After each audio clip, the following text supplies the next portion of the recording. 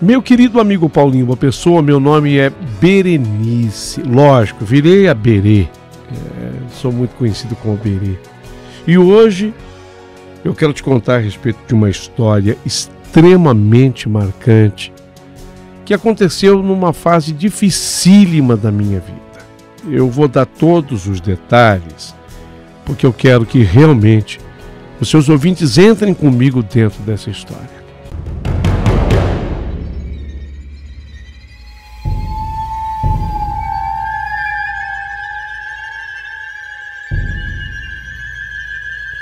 Naquele momento, depois de 11 anos de casamento com o meu marido Flávio, eu, Berê, fiquei casado com ele 11 anos.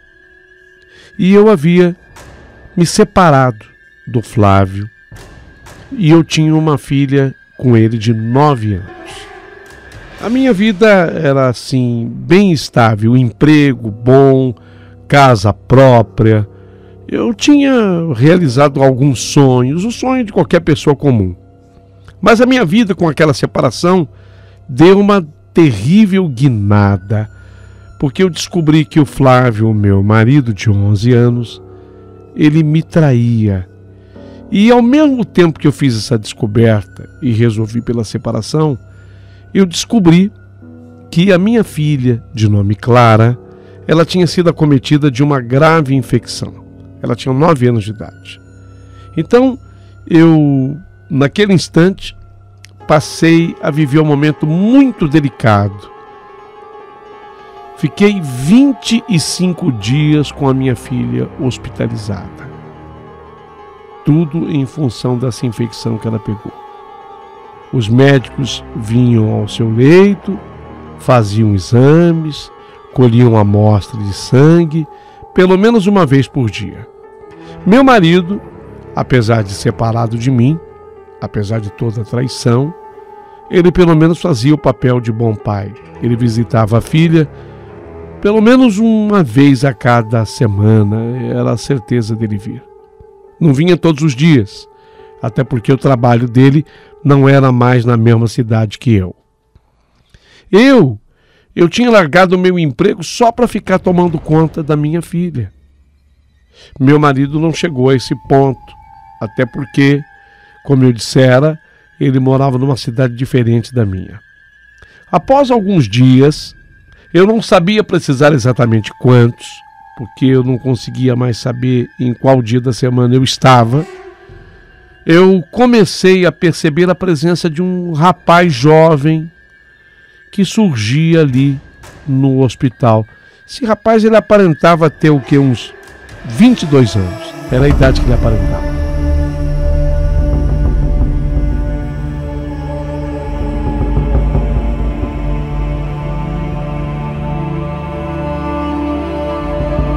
Aí ele parava na porta da sala, daquele quarto, né, onde estava a minha filha. E ali era um quarto de enfermaria. Além da cama da minha filha, tinham mais outras 2 camas. Aí o rapaz, ele parava na porta do quarto e ele ficava olhando para dentro com um semblante assim triste, pesado. Algumas vezes aquele rapaz, ele entrava na sala e ele se sentava assim num banco de madeira destinado às visitas e ficava com o seu olhar triste a fitar a cama vazia que ficava no fundo da sala. Naqueles momentos, como eu não tinha visita de ninguém e apenas a recuperação da minha filha, eu ficava assim, prestando atenção naquele rapaz, e ele permanecia, até que chegava depois uma enfermeira, ou às vezes um médico para algum exame. Eu era obrigado a me distrair, eu percebia que o rapaz fazia algum movimento e ia embora, mas depois passava e eu nem me lembrava mais de tê-lo visto. Eu me sentia intrigada com o comportamento daquele rapaz. Um dia ele veio, fez a mesma coisa, entrou no quarto, sentou-se no banco de madeira. Eu falei, eu vou me aproximar desse rapaz, eu vou ter alguma conversa com ele. Queria entender o motivo pelo qual ele vem, faz a visita e fica olhando para a cama vazia. Oi, tudo bem? O meu nome é Berenice. Eu vejo que você sempre vem aqui, se senta aí no banco e fica olhando assim para o fundo do quarto, como se você quisesse se lembrar de alguém. Desculpa, eu não quero me meter na sua vida, mas o que foi que te aconteceu? Ele foi receptivo àquele meu toque. Oi, tudo bem? O meu nome é Alexandre. Eu venho sempre aqui porque foi aqui nesse quarto que eu perdi a minha mãe. Eu amava demais a minha mãe e eu não consigo lidar com a perda dela. Você me perdoa? É que às vezes eu passo por aqui exatamente para ficar olhando. Eu tenho muita vontade de ver a minha mãe novamente. Eu fiquei admirada com aquilo. Me coloquei no lugar daquele rapaz, do Alexandre, e eu senti o meu coração até apertar nessa hora. E eu falei para ele: nossa, Alexandre, me perdoa, viu, por ter me metido, mas eu imagino como deve ter sido doloroso para você perder a sua mãezinha. Eu estou aqui com a minha filha internada e eu não sei o que eu faria se eu perdesse a minha filha. Eu acho que eu iria me desesperar.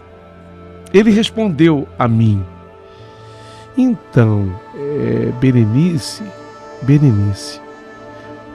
a morte é algo cruel e ao mesmo tempo democrática.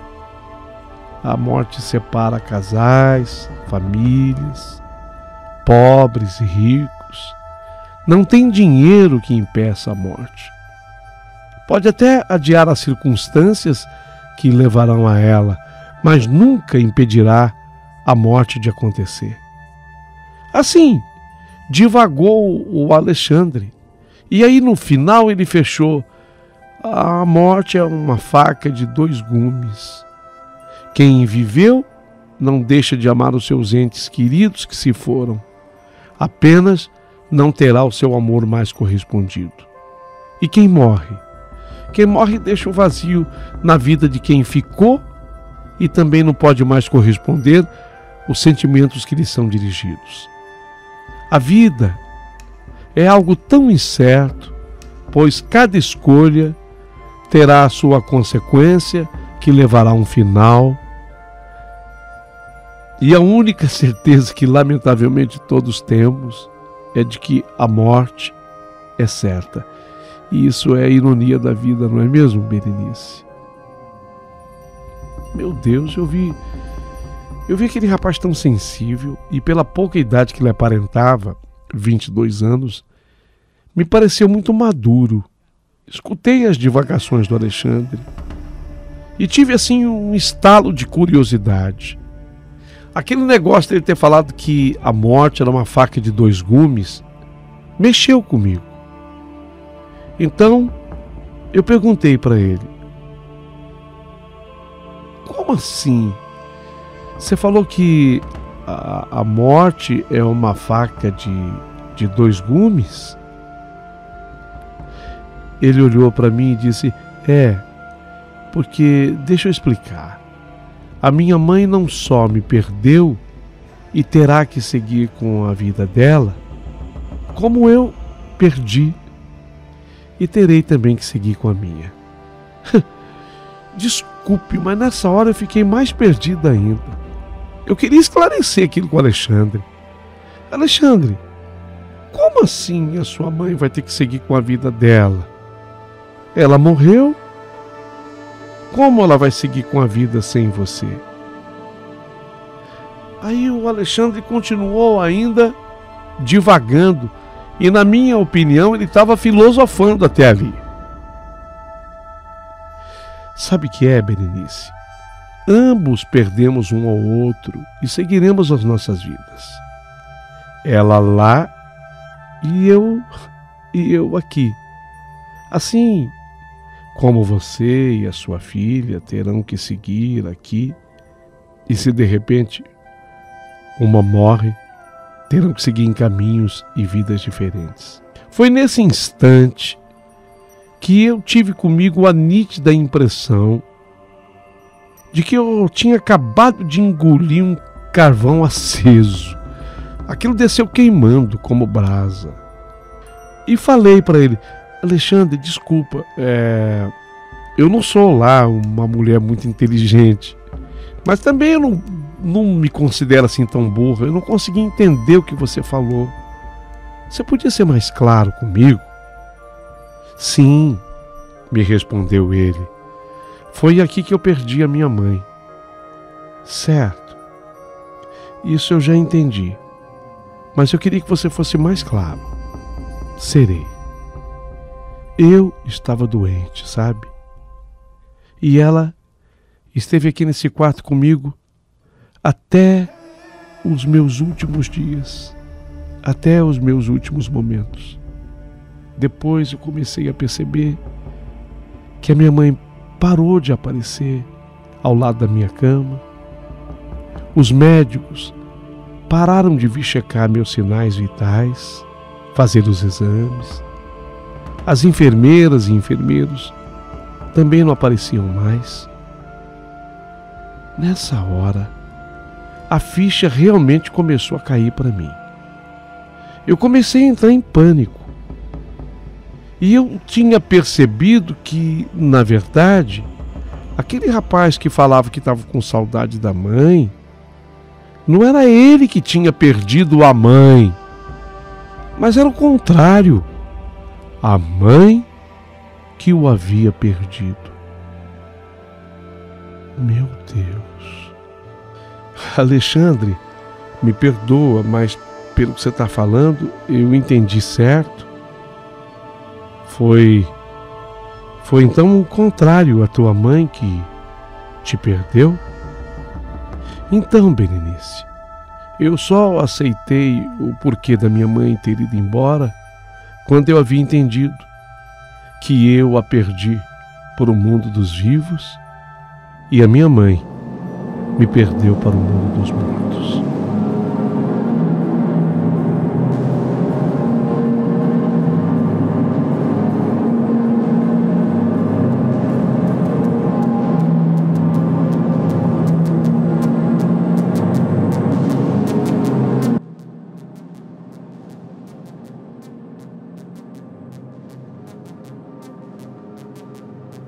Nessa hora, eu olhei para o Alexandre, mas não sei, eu fiquei com tanto medo que eu me levantei de onde eu estava e corri assim para o leito da minha filha, que estava acabando de despertar.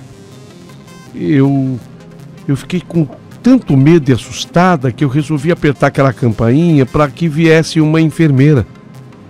Apertei a campainha e não demorou muito. A enfermeira estava entrando no meu quarto. Pois não, mãe? Eu acho que ela acabou de acordar. Tá tudo bem?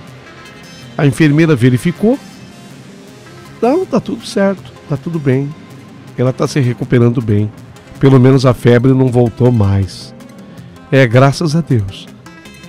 E eu ia dizer para a enfermeira, eu ia apresentar o Alexandre para ela.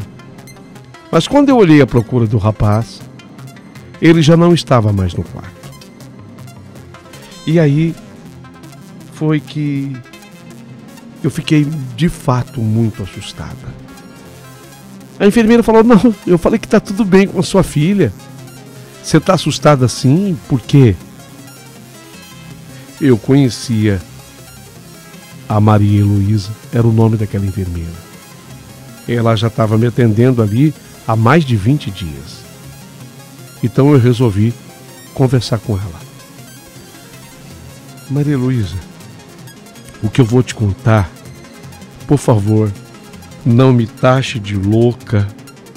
Eu não tenho nada de maluca. Até de mãe preocupada, sim, você tem acompanhado o meu sofrimento aqui. Mas aqui nesse quarto tem entrado um rapaz. Ele aparenta mais ou menos 22 anos. Diz que o nome dele é Alexandre. E hoje eu conversei com ele. Quer dizer, hoje não, há poucos instantes. A hora que você entrou, ele estava aqui ainda. Ele estava aqui a hora que eu entrei? Eu não vi ninguém. Pois é. É exatamente por isso que eu quero conversar com você. E aí eu contei para ela tudo o que havia acontecido, tal qual havia feito a descrição o Alexandre. Ela me pediu um tempo que ela precisava fazer uma investigação com as colegas. E não demorou muito tempo, tivemos a resposta. E era uma resposta surpreendente.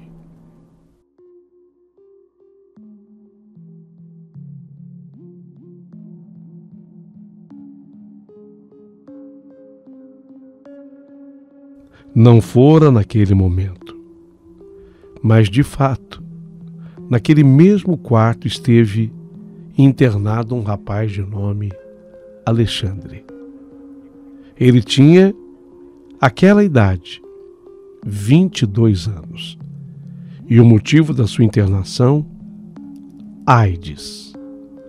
Ele tinha esse problema gravíssimo de saúde. Estava muito mal.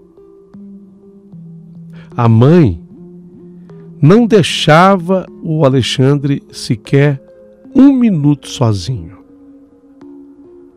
Só que o Alexandre ficou internado naquele quarto ao longo de 90 dias. 90 dias.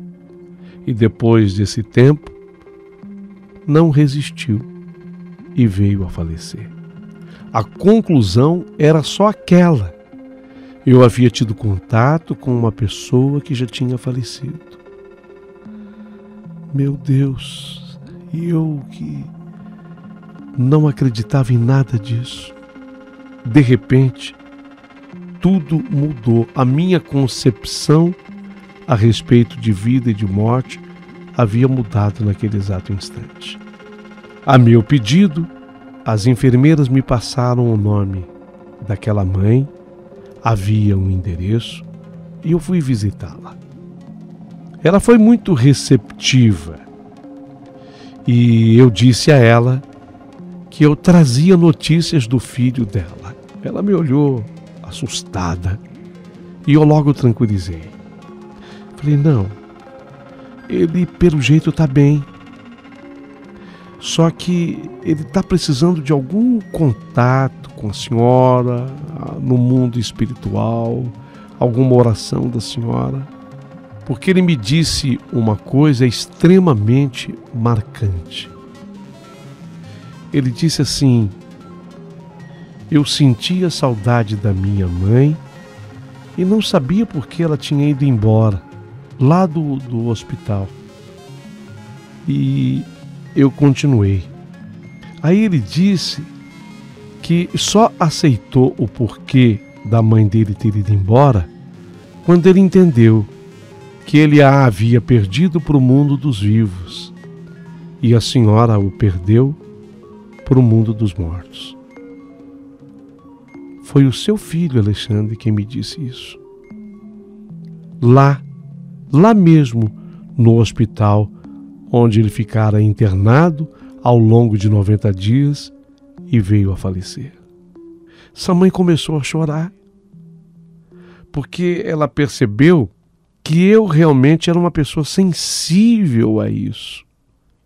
E aí ela me disse uma coisa que completou toda a história. Você sabe que eu vinha sofrendo e chorando muito a morte dele, né? Eu não aceitava a morte dele. E eu comecei a pedir algum tipo de explicação. Eu queria exatamente entender o que havia acontecido com ele no pós-morte. Eu vinha fazendo esse tipo de apelo todas as noites. E a resposta veio através da sua pessoa agora. Não tenho palavras para te agradecer a resposta que você veio me trazer. Meu filho te escolheu. Deve ser por alguma sensibilidade que você tenha. Ela me agradeceu efusivamente e a partir dali nós passamos a ser amigas. tanto que eu estive em mais uma missa que ela comendou em sufrágio à alma do filho dela, o Alexandre. Depois ela me inteirou a respeito de tudo. Alexandre era seu filho único e ele pegou a AIDS exatamente por ser um homossexual, e ela amava demais aquele filho, embora tenha sido ele bastante incompreendido pelo pai, que, de acordo com o que ela me contou, havia se separado dela em função de ter descoberto que o filho era homossexual. Ele considerava que a mulher tivesse culpa por essa opção sexual do filho. Um absurdo. Até porque deveria ele entender de que as pessoas não devem ser medidas como melhores ou piores devido à sua opção sexual. Mas isso faz parte de um outro tema, uma outra história, um outro assunto. Importante dizer aqui e deixar claro para todos os seus ouvintes é que, de fato, aquela alma, aquele espírito, de certa forma, estava perturbado. E depois daquela minha internação com a minha filha, que durou 25 dias, foi um tempo, inclusive, muito importante o suficiente para que eu pudesse atender aquele espírito. Depois disso, 3 dias depois dessa descoberta toda, minha filha teve alta. Graças a Deus, voltamos para casa, ela está muito bem de saúde, o tempo correu, passou, hoje minha filha já é uma mocinha e muito bem decidida na vida, estuda, vai agora prestar exame vestibular para entrar numa faculdade e toca o seu barco. Eu aqui do meu lado também acabei conhecendo uma outra pessoa com a qual estou me relacionando e felizes, graças a Deus. Mas observe que tudo isso acabou de certa forma sendo necessário para que eu pudesse ajudar uma alma, um espírito. E eu descobri a partir desse dia que eu possuía também essa sensibilidade. Por isso hoje eu resolvi te escrever. Quem sabe com essa história eu possa também ajudar outras pessoas.